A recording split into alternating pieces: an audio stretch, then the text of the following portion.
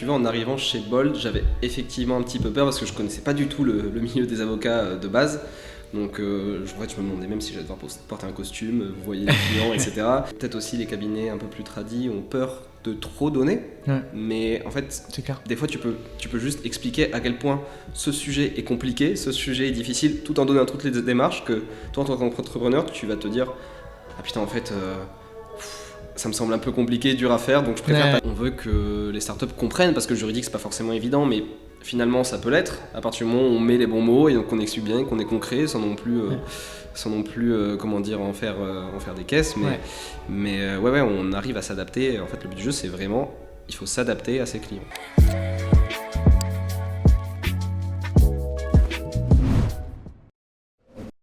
Du coup, salut Arnaud. Salut. Enchanté, je suis content de t'avoir avec nous.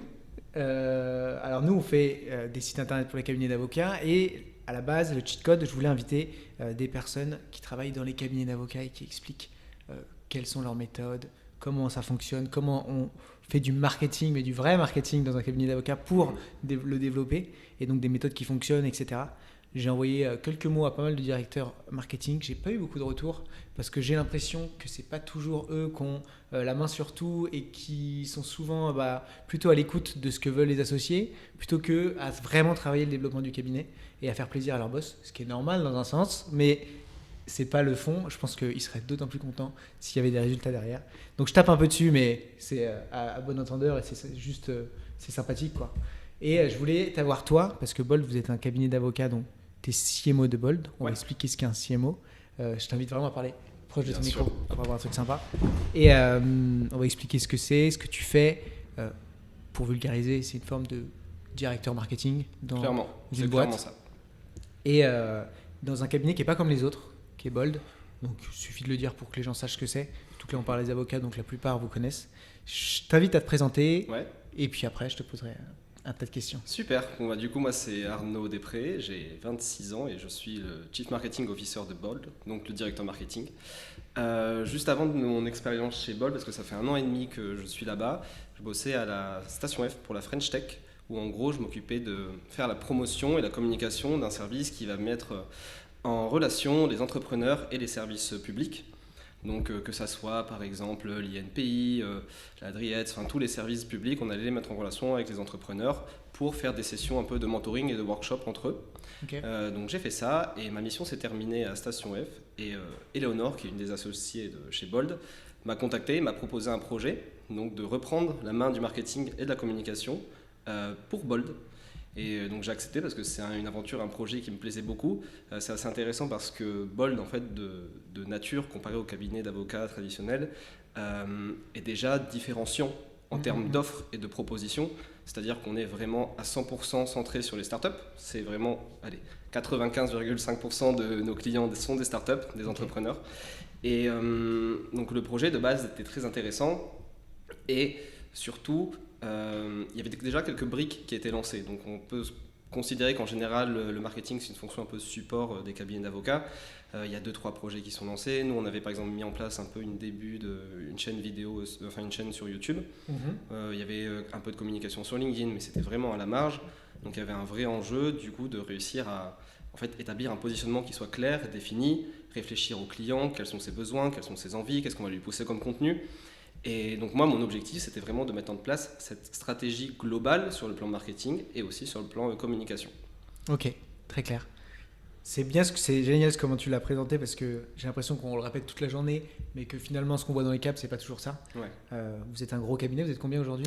On est à peu près 80 aujourd'hui. Et vous restez sur un positionnement start-up en droit des affaires ? Tout à fait. Et vous n'êtes pas ouvert non plus à des tonnes de domaines d'intervention ?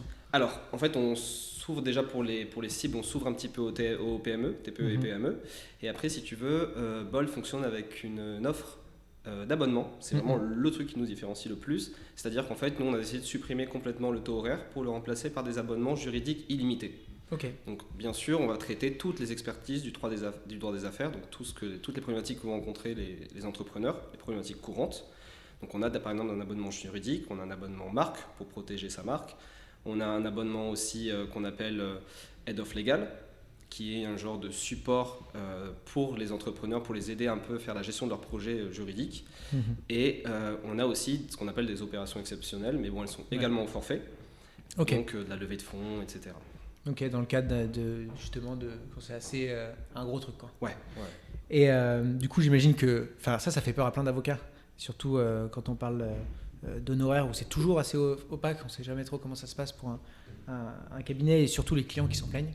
Bien sûr. Donc vous êtes arrivé sur un truc qui plaisait beaucoup. En fait, est-ce que tu as été là à ce moment-là où ils ont créé les offres ou pas du tout? Non. Ou c'était déjà en cours? Vraiment, en fait, Bold s'est créé grâce aux offres. Okay. En gros, ils ont toujours fonctionné au forfait. C'était le product market fit Exactement ça, c'était vraiment les avocats, quoi. Complètement. Parce qu'à l'époque, Serge, qui est le cofondateur justement du cabinet, a bossé pour The Family. Ok. Et donc en échangeant avec les startups, c'est vraiment à ce moment-là où ils ont pré-testé l'offre et qu'ils se sont rendus compte que Labo Illimité était peut-être la plus pertinente. Donc The Family, pour ceux qui ne connaissent pas, c'est un incubateur à l'époque. Oui, c'est une forme d'incubateur, ouais. Et qui faisait énormément de contenu. C'est Oussama Ammar pour ceux qui voient. Et génial. Et est-ce que vous avez eu... Moi, c'est un truc que je me pose tout le temps, parce qu'à chaque fois, on me parle de Bold quand j'explique, vous pourriez très bien mettre en place, quand je discute avec des avocats comme ça. On me dit tout le temps, ah non, mais moi, j'ai peur qu'on m'embête trop, j'ai peur. Est-ce que finalement, pour un peu casser le mystère et le mythe autour de l'abonnement, est-ce que vous êtes... Finalement, ça s'étale parce que vous avez beaucoup de clients et finalement, il y en a qui sont très chiants, d'autres qui s'en foutent un peu, qui vivent leur vie, ils sont contents d'avoir quelque chose en backup. Comment ça se passe un petit peu? En fait, si tu veux, ces abonnements-là sont évolutifs en fonction des besoins et de la taille des entreprises. Évidemment, on a à peu près plus de 500 clients actuellement. Donc pour traiter toutes leurs opérations limitées, mais si tu veux, on n'est pas non plus spammé de demandes énormément. C'est vraiment quand les entrepreneurs ont un besoin spécifique ou une demande ou un projet qui vont venir nous envoyer cette demande et nous on va venir la traiter. Et en fait c'est presque du bon sens, tu vois, parce que tu vas pas consacrer non plus 100% de ton temps sur la partie juridique. C'est clair. Je paye donc il faut que je demande. C'est ça. mais pour le coup, nous on a vraiment cette volonté, cette envie, c'est notre projet, c'est de les aider le plus possible et vraiment à 100%.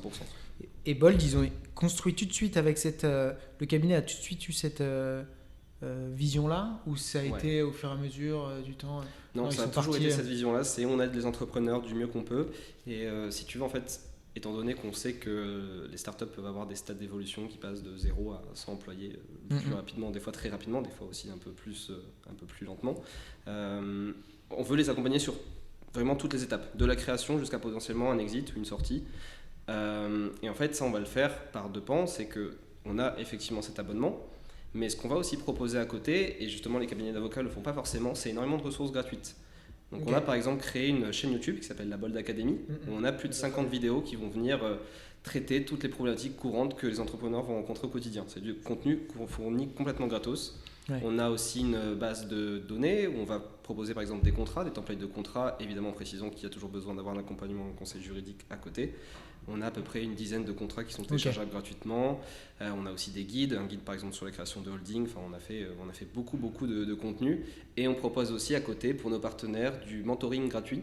Donc c'est vraiment des sessions de 45 minutes avec des avocats où on peut échanger complètement gratos sur leurs besoins. Ok, et l'idée derrière, c'est décliner, etc. Enfin, j'imagine, de toute manière, c'est toujours la même chose, mais oui. Du coup, tu nous as parlé de plein de choses. Donc, vraiment, ce qui est bien, c'est que je vais pouvoir parler de marketing avec toi. Donc, tu vas parler de plein de canaux, YouTube, des livres blancs, etc. Est-ce que tu peux, et ça va permettre vraiment de vous inspirer, et moi, je pense que là, c'est que vous soyez individuel, ça, c'est des choses qu'on peut mettre en place assez facilement aujourd'hui avec des outils no-code, etc. Bien sûr. Est-ce que tu peux nous expliquer un peu un parcours type d'une personne qui est devenue client chez Bold, par quel canal elle est passée, combien de points de contact avant que ça se passe?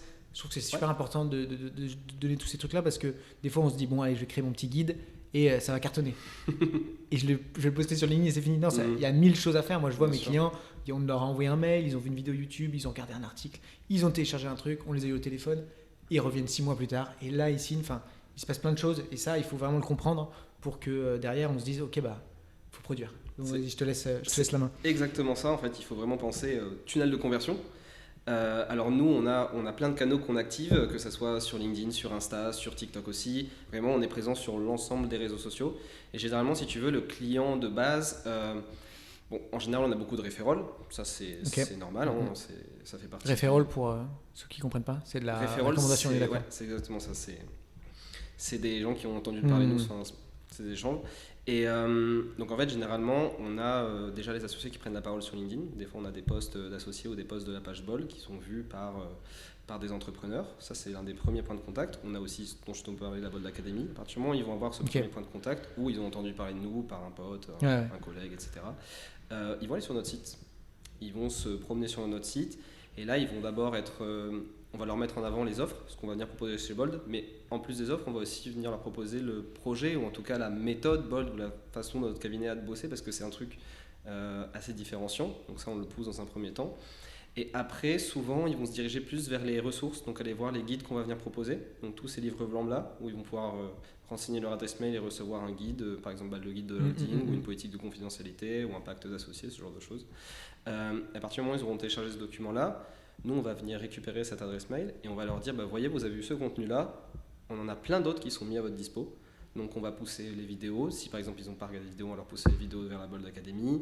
On va aussi leur présenter les prochains lives qu'on va mettre, étant donné qu'on fait un live par mois sur des sujets. Vous les inscrivez à une forme de newsletter Ouais, c'est exactement ça. Ils sont vraiment dans une newsletter.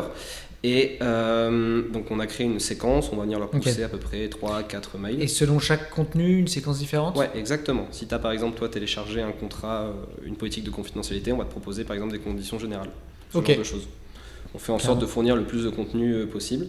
Et donc, on a un dernier mail de prise de contact. Et justement, sur ce dernier mail, on a un super taux de conversion. On est à peu près à, je dirais, 55% sur tous les mails qui sont ouverts. Donc, c'est très, très cool. D'ailleurs, on a une prise de rendez-vous. Ouais, ça marche vraiment bien, pour le coup. C'est clair, c'est énorme.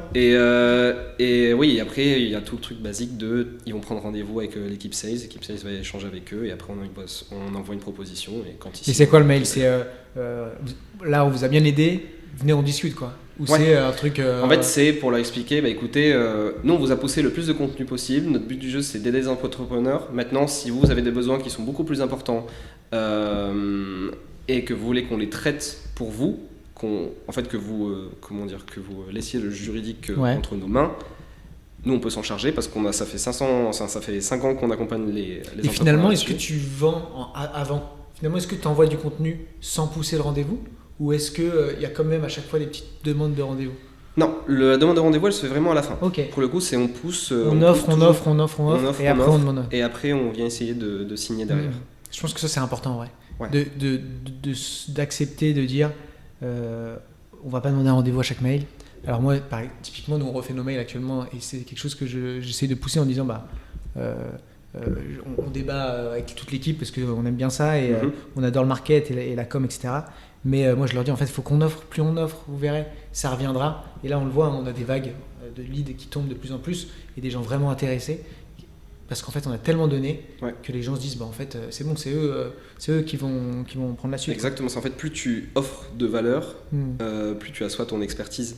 Et je pense que peut-être aussi les cabinets un peu plus tradis ont peur de trop donner, mais en fait, des fois tu peux juste expliquer à quel point ce sujet est compliqué, ce sujet est difficile, tout en donnant toutes les démarches que toi en tant qu'entrepreneur, tu vas te dire ah putain en fait ça me semble un peu compliqué, dur à faire, donc je préfère passer par Bol, mais en tout cas ils m'ont expliqué tous les tenants et les aboutissants. Et je t'ai coupé sur la fin sur le mail, excuse-moi. Je sais plus ce que tu disais. Oui, donc en fait à partir du moment où on envoie ce mail là. Et si jamais la personne ne répond pas, on continue à lui pousser également du contenu pour la nourrir au fur et à mesure. C'est vraiment ce qu'on fait.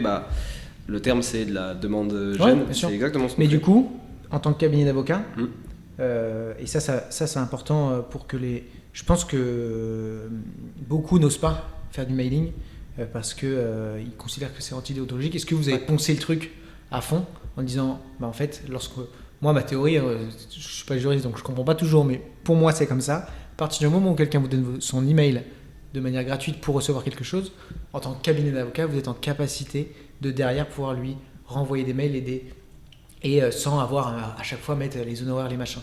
C'est bon, vous êtes en train de donner du contenu gratuit, vous avez le droit, et au bout d'un moment, vous avez le droit de dire on envoie un mail, on prend rendez-vous, on en discute. Et c'est un rendez-vous gratuit. On n'est pas dans la vente de prestat direct. Donc, j'imagine que vous avez pensé la chose. Ouais. Bon, après, je parle évidemment sous couvert aussi des avocats chez Bol avec qui on a bossé sur le sujet parce qu'on a une équipe data et RGPD, donc on a beaucoup réfléchi aussi à ça. Et effectivement, quand c'est de la prospection B2B et que le mail a été poussé via un formulaire en ayant coché la case, bah voilà, si vous inscrivez, vous pouvez potentiellement recevoir une newsletter, etc. À partir du moment où on a été très transparent, le plus possible, c'est hyper ok de le faire. Ça, et puis il ne faut pas croire que parce que vous mettez cette petite case, les gens ne vont pas le faire. Et surtout, vous avez le droit d'envoyer des mails, quoi. C'est surtout là pour moi, complètement le droit d'envoyer des mails. Ouais. Ne vous bridez pas sur ça, c'est important. Et puis, on le voit, quand on envoie un mail, vous n'allez jamais avoir de réponse. Et il faut toujours prévoir d'autres mails, il faut rester simple. Le mailing, c'est assez compliqué finalement. C'est super simple, à la fois hyper compliqué d'être pertinent. Et il faut tester plein de choses. Et il faut offrir effectivement jusqu'au jour où envoyer 2, 3, 4, 5. Il y en a qui envoient des chaînes de 15 mails et ils disent en fait, c'est pareil, taux de conversion de fou au 14e mail. On ne sait pas pourquoi, mais c'est comme ça. Enfin voilà, il y en a c'est un peu la théorie.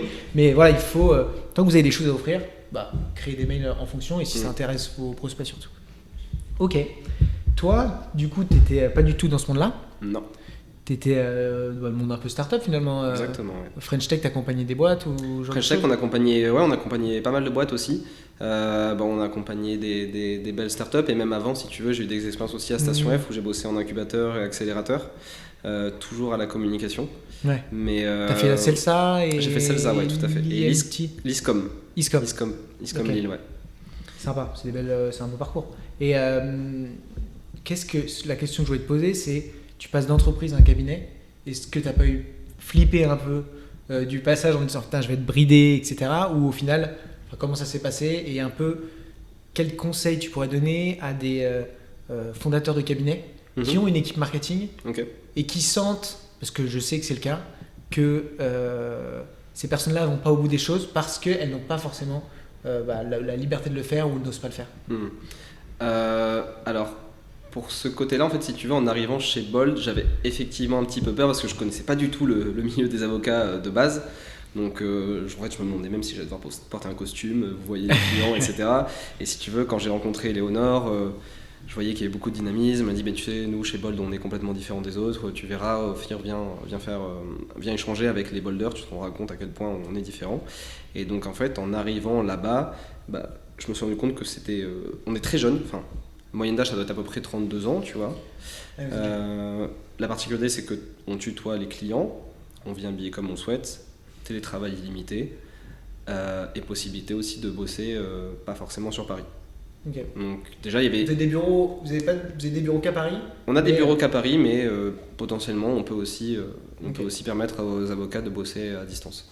Et en fait, si tu veux, en arrivant chez Bold, je me suis dit, finalement, je suis chez moi parce que c'est déjà une start-up. Ouais. En fait, dans la façon de bosser, dans la manière de te traiter et aussi dans le côté hyper opérationnel, distribuer de la valeur et échange entre les clients. Et en fait, même, on a une grande proximité avec l'écosystème. Tu vois, ouais, bien sûr. On reçoit souvent des entrepreneurs qui viennent nous raconter leur parcours, nous présenter leur boîte. On fait beaucoup de veille aussi là-dessus. Donc, j'ai pas vraiment eu l'impression d'être dans un cabinet d'avocats de base. Et ce qui est aussi important, c'est qu'en arrivant, les associés m'ont dit alors voilà, nous, la communication marketing, on connaît pas trop. On a essayé quelques trucs, pas forcément marché, il n'y a pas une grande ligne bien définie. Donc en fait, on va te laisser carte blanche. Ok, sympa. Le projet, du coup, moi j'ai forcément accepté le projet parce que je me suis dit en fait, c'est un peu le rêve quand tu as envie d'être directeur de la communication, c'est qu'on te dise tu vas tout gérer.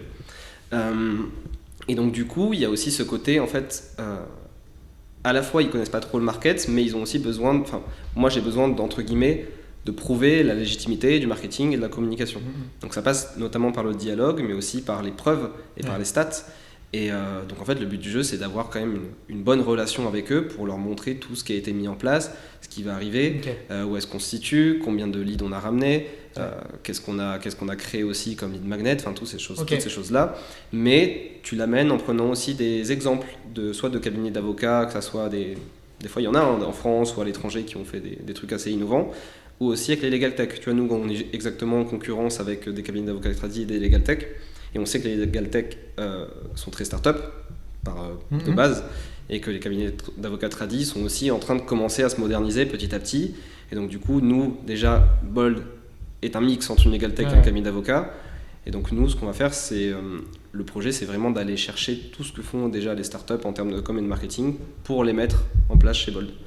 Et donc là, en fait, le but du jeu, c'était vraiment de faire un bench complet pour aller voir l'état des lieux finalement. et de prioriser aussi les actions, tout en respectant les objectifs des associés, donc évidemment créer du chiffre d'affaires, et de montrer à quel point ça a de la valeur ce qu'on propose. Parce que tu vois, les avocats sont pas forcément... Enfin, moi je sais que le truc que je trouve un petit peu complexe, c'est que je suis pas du tout entouré de communicants, que des avocats. Donc je me prends je comprends pas pourquoi je poste sur LinkedIn, ça sert à rien, ou moi je veux être discret, ou moi j'ai pas envie de faire ça, etc. Je vois pas pourquoi on devrait faire. Mais il faut réussir à convaincre en montrant à quel point ça peut nous permettre d'avoir des belles stats derrière. Tu vois, il y a des vraies retombées, il y a des vrais retours sur investissement. Ça peut être du court terme comme du long terme, mais plus on lance d'actions et plus on est clair sur cette ligne, plus on va réussir en fait à derrière générer du lead. Ok, et du coup, pour reprendre un peu, parce que je t'ai aussi coupé, toi, tu as développé pas mal de canaux, YouTube, Lead Magnet, enfin, j'ai envie de dire Lead Magnet, ça arrive peut-être dans un second temps, mais vous êtes sur LinkedIn, tous les réseaux sociaux. Est-ce que tu as réussi à traquer un peu d'où viennent tes leads, d'où viennent tes prospects, et comment tu as réussi à le traquer pour, derrière, déjà, pour toi, ne pas te faire virer parce que regardez les résultats sont là. Il y a des bonnes stats, et de deux pour savoir où est-ce qu'il faut frapper et qu'est-ce qui est un peu faible et du coup peut-être ce que vous avez retravaillé, etc. Complètement.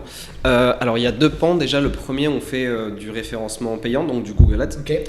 On a une dépense de budget par mois en Google Ads où en fait Google Ads est connecté à notre CRM via un outil de no-code. Donc votre CRM c'est Pipedrive, pardon. Ok. Pipedrive, comme vous, ouais. Très bon outil d'ailleurs. Ouais, c'est vraiment pratique en fait. Ouais, il fonctionne super bien. Donc on est connecté à Pipedrive avec une appli de no-code qui s'appelle Zapier. Et donc on sait qu'en fait à partir du moment où un client est rentré via du Google Ads parce qu'on a le fameux UTM, c'est le petit lien. On a fait un article il n'y a pas longtemps, allez voir. Ah bah voilà, allez le voir, comme ça j'ai pas besoin d'expliquer ce que c'est exactement. Et à partir du moment où le client est signé, on va pouvoir le reconnecter avec son petit lien Google du coup, pour se rendre compte qu'il est venu grâce au Google Ads. On fait également du SEO. Le SEO c'était l'un des plus gros problèmes chez Bold en arrivant. On avait un trafic à peu près de 5000 visiteurs mensuels et un taux de conversion assez faible. Je crois qu'on est à peu près autour de 0,5. Nous, en sachant que notre taux de conversion, c'est l'envoi du formulaire. Et en fait, il y avait, quand tu faisais des études, que ce soit sur SEMrush, pour voir un petit peu le positionnement, le trafic, etc., tu te rendais compte qu'il y avait plein de soit de legal tech, soit de cabinets déjà tradis qui forcément étaient mieux positionnés que nous sur des trucs hyper importants. Donc on a fait un gros boulot, on bosse pour le coup avec un prestat qui nous aide un peu sur la rédaction d'articles, mais on en écrit aussi par les avocats en interne. Et donc pour se positionner sur les mots-clés les plus importants. Et tu as conscience du nombre d'articles que tu envoies par... Parce que, alors, là vous êtes un gros cabinet, donc 5000 effectivement, ça peut paraître pas grand-chose, mais pour des cabinets à l'individuel, 5000 visites, c'est pas mal. C'est très bien, surtout par mois, ça peut permettre de tout à fait vivre tranquille si derrière vous avez un bon taux de conversion. Complètement. Qu'est-ce que vous avez un peu... comment vous êtes un peu... Enfin, vous avez le nombre d'articles que vous publiez, la quantité de mots, etc. Est-ce que tu peux donner un peu des éléments qui permettront à d'autres, je pense, d'aller sur des trucs un peu plus nichés? On fait à peu près entre 5 et 6 articles par mois. C'est relativement... C'est pas mal, ouais. On devrait augmenter la cadence d'ailleurs. Ça peut augmenter, je pense. Ça peut augmenter, ouais, complètement. Du coup, en fait, le but du jeu, c'est que nous, si tu veux, par mois, on va chercher une thématique, étant donné que, en fait, on représente toutes les expertises du droit des affaires, donc de la data, droit des sociétés, corporate, taxes, social, et donc on va aller chercher un sujet, et en fait, dans chaque sujet, tu as un sous-sujet. Donc, par exemple, tu vas te dire RGPD, mais tu as la mise en conformité RGPD. Et donc là, on va produire à peu près entre 4 et 5 articles autour de cette thématique-là. Donc par exemple, qu'est-ce qu'une mise en conformité RGPD, comment mettre en place sa politique de confidentialité, enfin toutes ces choses-là. Et derrière, on va venir les raccrocher justement à l'offre dessus. En termes de mots précisément, je pourrais... ça dépend ça dépend des articles. Moi je pense que ça n'a aucun sens en soi. Je suis assez d'accord avec ça. On répond bien à la question. Tant que tu es pertinent, que tu réponds bien à la question et que... En fait, c'est ça le but du jeu, c'est encore une fois de se mettre à la place du lecteur. Ça, vous arrivez bien à le faire pour le coup. Pour avoir vu vos articles, c'est un peu la force du truc, c'est clair, c'est rapide et je pense que c'est un bon exemple pour ceux qui ont tendance à faire des espèces de jurisprudence plus ou des arrêts, des commentaires d'arrêt sur leurs articles. Arrêtez de faire ça parce que personne ne les lit, ou alors vos confrères. Mais dans ce cas, à moins de faire à moins d'essayer d'avoir de l'apport de dossiers grâce à ça, ça a souvent pas trop d'intérêt. Et donc soyez clair, simple, réponse à une question. Nous on commence à faire des articles qui sont de plus en plus petits, quoi. On s'en fout de toute manière, on veut juste que les gens ils tombent sur l'Articorama, Bien ils sûr. aient la réponse, ils se cassent, ils sont Tout à contents, fait ça. et on rentre dans leur tête, et à un moment, ils nous contacteront, quoi. Mm. Je t'ai coupé, excuse-moi. Non, mais et après, ouais, c'est pareil. En fait, le but du jeu, c'est qu'on se dit, et on a toujours fait ça. En fait, on veut être le plus pédagogue possible, Ouais. et on veut que les startups comprennent, parce que le juridique, c'est pas forcément évident, mais finalement, ça peut l'être. À partir du moment où on met les bons mots et donc qu'on explique bien, qu'on est concret, sans non plus, comment dire, en faire des caisses, mais on arrive à s'adapter. En fait, le but du jeu, c'est vraiment, il faut s'adapter à ses clients. Ok. C'est le plus simple. Pour moi, c'est C'est la règle. c'est un peu. Il y a eu pas mal de gens en SEO, je voyais Amandine Barr, genre Ouais. des choses qui finalement se faisaient beaucoup taper dessus parce qu'elle n'était pas hyper technique dans ses contenus, mais en fait, elle gardait toujours cette ligne de mire de dire, mais en fait, il faut juste bien parler aux gens et être clair, et derrière, le SEO, ça a cartonné. Complètement. Moi, je suis complètement de cette école-là.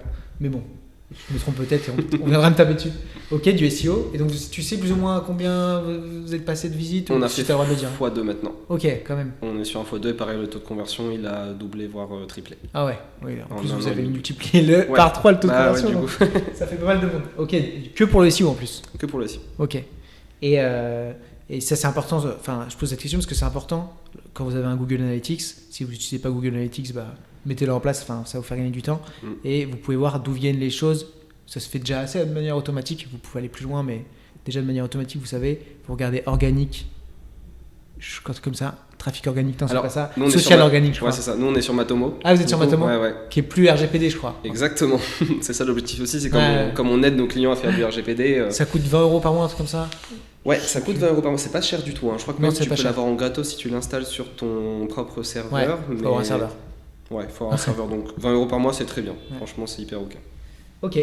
Et donc SEO, un petit peu de publicité. Ouais, après on a de la communication LinkedIn donc sur notre page entreprise, mais on sait très bien que la page entreprise fonctionne beaucoup moins qu'un compte LinkedIn, c'est presque invisible. C'est du pour 1 le coup. x 10, quoi. Ouais, 1 pour c'est 10, ça, quoi. c'est 1 pour 10, c'est exactement ça. Évidemment parce qu'ils poussent à faire de la publicité, mais par contre on a une grosse stratégie aussi de personal branding, que ce soit des associés et aussi des avocats. C'est vrai que je vois souvent le fondateur Ouais, de Bold. Serge prend la parole ou Thomas Peignet aussi qui prend pas mal la parole dessus. Et le but du jeu, c'est de faire en sorte que chacun ait un peu sa ligne édito. Ok. Donc par exemple, t'en as un qui peut être plus sur les levées de fonds, l'autre qui a une vision globale, et une autre personne qui peut être aussi portée sur la marque employeur. Donc le but du jeu, c'est vraiment comme on y a à peu près, il y a 7 associés. Ouais. Chacun a sa petite ligne directrice c'est bien et son ça. champ d'application. Donc comme ça, on va venir couvrir l'ensemble. Et vous poussez les collabs aussi à. On pousse les collabs aussi. Il y en a qui le font déjà de façon autonome, mais la petite difficulté, on va faire même le challenge, c'est que les avocats sont indépendants, donc ils sont libéraux, et du coup on ne peut pas non plus les forcer à faire de la communication sur LinkedIn, mais ils se rendent compte quand même que quand tu vas venir poster sur ton propre LinkedIn, tu vas à la fois ramener des clients pour toi et aussi pour le cabinet. En fait, c'est vraiment c'est gagnant-gagnant. Et puis après derrière, ils ont une audience qui se développe pour fonder leur câble. Exactement, si jamais. Exactement. Ok. Et donc on les accompagne quand même pour pousser des contenus, et s'ils ont un besoin, moi je peux très bien revoir leur post avec eux. Par exemple, vous écrivez un article sur un sujet je sais pas, qui peut concerner l'équipe IPIT. Regardez, on a écrit un article, vous pouvez le partager, on écrit peut-être un petit commentaire en plus, quelque chose supplémentaire et si pertinent pour vous et pour nous, quoi. Ouais, tout à fait. Et même des fois sur certains contenus qui sont assez importants, qu'on aimerait bien pousser, on a un canal Slack dédié, on va venir dire écoutez, on a écrit un article là-dessus, si vous pouvez le repartager, ça serait super. Génial. Et derrière, en général, ça fonctionne assez bien. Ouais, et puis les contenus sont sympas. Et ils écrivent, vous les accompagnez sur l'écriture, les avocats, ou chacun fait un peu comme il veut? Ça dépend. Il y en a qui font comme ils le souhaitent, d'autres où on se pose juste pour voir des sujets, des extraits, et sinon on peut aussi accompagner complètement sur l'écriture, mais c'est très très rare pour le coup. Ok. Ouais, ça peut arriver que certains laissent complètement leur idée, mais ils ont raison. Moi, j'arrive pas, mais ça me ferait peut-être gagner du temps. Est-ce que tu as une idée par rapport à un pourcentage de chiffre d'affaires, ou alors une idée du budget alloué à tout ça? Le marketing, on est à peu près à, si je te dis pas de bêtises, je crois qu'on est à peu près à 4% du CA. Ok. Ce qui a augmenté au bout d'un moment et baissé ensuite, ou pour l'instant, on est resté fixe. Fixe sur 4%. Le but du jeu étant, en fait, le but du jeu, c'est vraiment, nous chez Bold, on est très orienté process, que ça soit dans la relation client, dans notre façon de bosser en interne, et même sur le marketing. Et donc moi, mon objectif, c'est aussi de mettre en place tous les process pour automatiser le plus possible, pour après moi me libérer du temps sur d'autres sujets. Et à partir du moment où on aura fait le max avec ce budget-là, là on pourra potentiellement l'évoluer pour et toi, tu automatises donc avec Zapier? Ouais, beaucoup avec Zapier. Par exemple, tu vois, les posts sur LinkedIn, je les écris sur Notion et ils sont programmés et publiés directement. On a un outil qui nous permet aussi de faire de la gestion sur tous les réseaux sociaux. C'est quoi l'outil? C'est Metricool.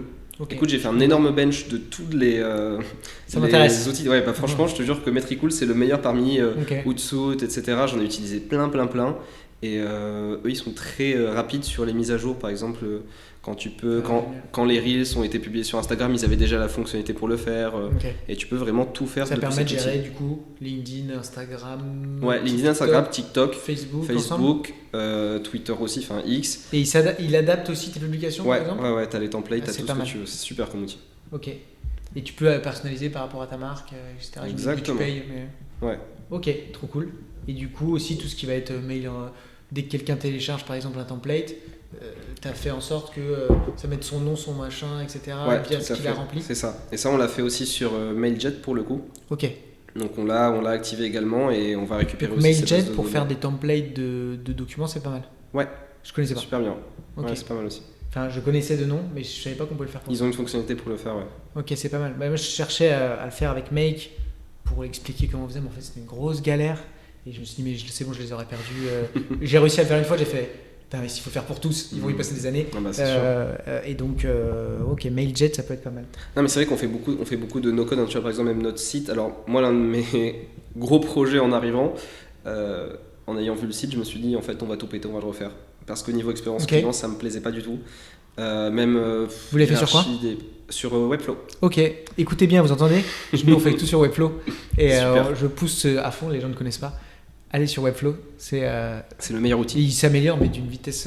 Oui, c'est de mieux en mieux et ça va à une vitesse folle. Et franchement, je regrette rien. Je suis plus heureux des hommes à avoir créé une boîte autour de cet outil. C'est vrai que moi, j'étais team WordPress au début. Notamment pour le référencement naturel parce que ça fonctionne super et tu as plein de plugins, mais bon, ton site devient très très lourd très au fur et à mesure. Et Webflow, ils ont vraiment cette envie de simplifier le plus possible. Sur le SEO, c'est presque pareil, j'ai pas ressenti vraiment de baisse, j'ai aucun problème. Et surtout qu'ils ont, en fait, il y a des développeurs à côté de Webflow, par exemple, bon là on rentre peut-être dans un niveau de détail, mais Client First qui développe des librairies où tu peux construire un site vraiment en 30 secondes. Donc moi aussi c'est cette... Bolt, c'est un site Client First? Ouais, c'est vrai que je l'avais vu. First, j'étais pas sûr, mais je me suis dit, à mon avis, ils ont utilisé. Pour ceux qui connaissent, effectivement. Mais si vous voulez lancer votre site internet, vous n'avez pas le budget.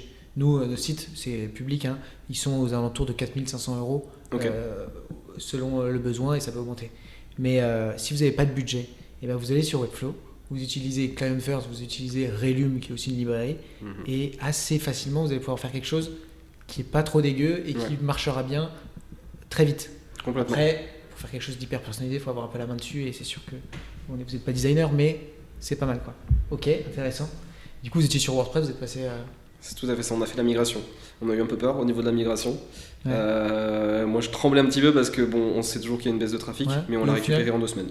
Ok. Vraiment, en 2 semaines, on est retourné. Ouais, ça m'étonne pas. Moi, j'ai eu des montées même à chaque fois au final. Moi aussi, j'ai eu des montées, c'est vrai. Au bout de quelques temps. Et je sais pas pourquoi, mais je pense que c'était juste qu'il était plus léger, un peu plus performant.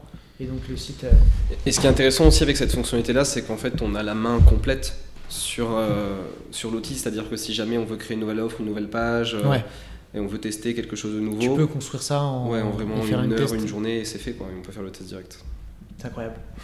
Webflow, au top. Donc toi, tu utilises des outils d'automatisation via Zapier, etc., que tu connectes du coup à ton site. Tu gagnes du temps sur tes réseaux sociaux, etc. T'es tout seul en plus sur le marketing? Tout seul, ouais. Okay. Alors, accompagné de 2 avocats, Éléonore qui elle était au marketing avant et qui maintenant fait plus du suivi ou des fois j'ai besoin de conseils ou de savoir si justement je suis en accord avec la déontologie. Donc il y a du sacré travail, mais tu le... mais on abat le travail, Montage vidéo, tout ça, c'est pas toi qui fais? Ouais. Ah ok, d'accord, t'envoies alors. On fait alors en gros on fait un live par mois à peu près. On a un live par mois et on fait aussi des sessions un peu d'interview avec des bolders ou les associés Donc on va venir découper évidemment en contenu court et poster sur tous les réseaux sociaux. Et on fait aussi des formats un peu plus... on essaye de tester en fait TikTok, on le voit un petit peu comme notre bac à sable de contenu. C'est-à-dire que là on est en train de développer des nouveaux formats, par exemple on raconte des histoires d'entrepreneurs, on va faire des rebonds aussi sur qui va être mon associé, pour un peu donner un peu plus de détails que ce que tu peux voir pendant l'émission. Enfin, en fait, c'est vraiment un espace un peu bac à sable. Et ce qui est très cool, c'est que la plupart des collaborateurs chez Bold jouent le jeu aussi. Donc ils se mettent en scène, etc. Et c'est marrant parce que même eux, ça leur permet aussi de développer de nouvelles compétences, tu vois. Ok, bah oui, bien sûr.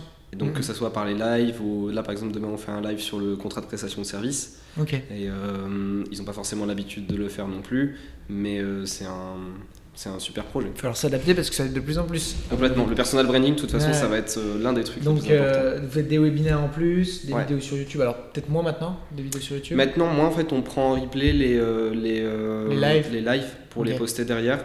En fait, la Bold Academy, on s'est rendu compte qu'à un moment, on avait peut-être traité la plupart des sujets. Bon, c'est pas la meilleure stratégie parce que sur YouTube, il faut vraiment publier avec une certaine fréquence. Et en général, on sait que sur le long terme, ça marche très très bien. Au début, ça a un peu de mal à décoller et après, c'est vraiment très fort. Mais le but du jeu, c'est de reprendre aussi parce qu'après, faire des vidéos YouTube, ça a quand même un certain budget. C'est super long. Matériel, montage, etc. C'est un gros montant. Bon, maintenant, ce qui est plus intéressant, c'est de faire des petites vidéos format caméra. Tu vois, je sais pas si tu vois Dougs, le cabinet. J'allais t'en parler. J'allais dire Dougs, eux, ils enchaînent. Et pour le coup, leurs vidéos, elles sont assez bien produites. C'est pas non plus la plus grande qualité, mais même il fait des vidéos facecam où ça marche très très bien. Et pour le coup, ça fonctionne. Mais nous, on s'y est mis. Alors, on utilise, pour ceux qui connaissent pas, Screen Recorder. Je sais pas si tu vois. Ouais, bien sûr. Mais ça te fait un truc très clean tout de suite et ça permet de filmer nos écrans. Et en fait, avant, je prenais 2 jours pour. Enfin, allez, pas 2 jours, mais je prenais une soirée pour faire une vidéo, montage plus film. Mais j'étais rapide et c'était pas hyper quali. Là, en 1 heure. C'est parti quoi. Et ça fait gagner un temps fou et ça permet d'envoyer de la valeur.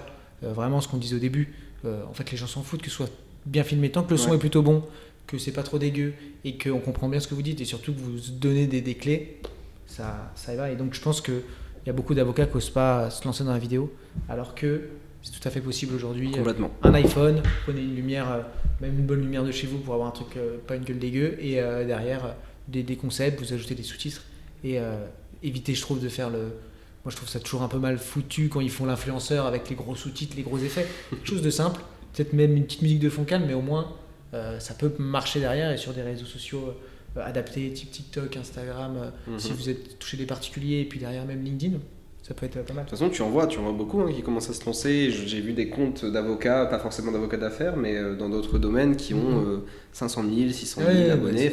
Ça marche super bien. Et s'ils pouvaient parler de tout ce qu'ils y voyaient, ils cartonneraient 10 fois plus. C'est sûr. Ça, c'est sûr. Ok, et j'ai vu que vous aviez une équipe tech. Donc vous avez un produit que vous développez, donc c'est pour gérer en interne complètement. Bold. En gros, c'est un espace où tu vas pouvoir retrouver, toi en tant qu'entrepreneur, plusieurs choses.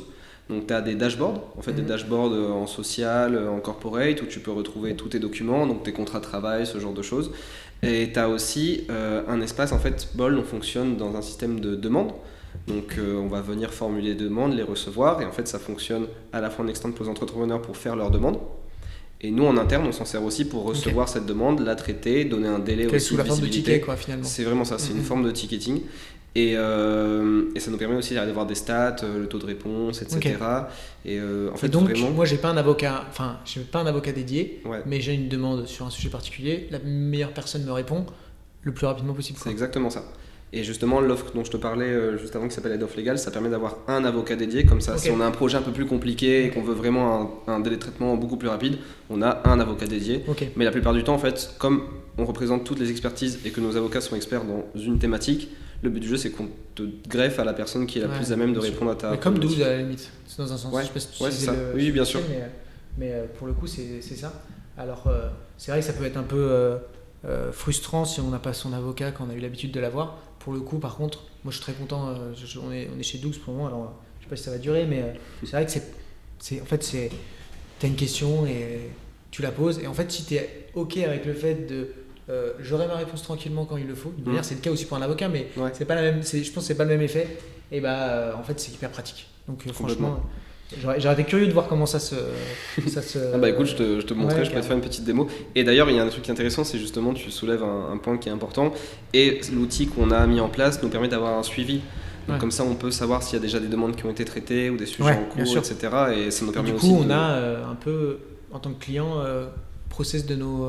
Ok. Exactement. Tu peux suivre toutes ces étapes. Sachant qu'il n'y a pas sur le marché, je trouve, d'outils adaptés pour processer un peu ça. Enfin, je trouve que j'ai pas vu de truc de fou. Et donc, si vous l'avez en interne, vous êtes bien, quoi. Ouais. On a une équipe pour le coup qui est gérée par Thomas Fernandez. Vous ne prévoyez pas de l'ouvrir en Legal Tech ?